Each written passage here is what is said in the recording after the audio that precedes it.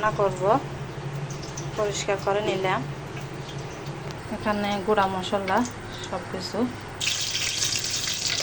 পেঁয়াজ বাটা দিব, পেঁয়াজ রসুন বাটা,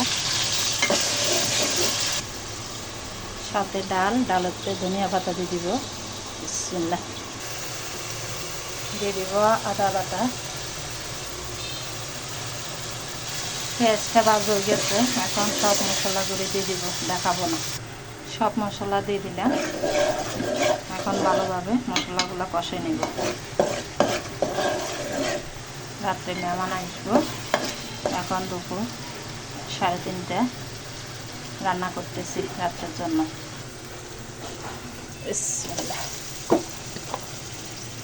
বিসমিল্লাহ বিসমিল্লাহ বিসমিল্লাহ বিসমিল্লাহ।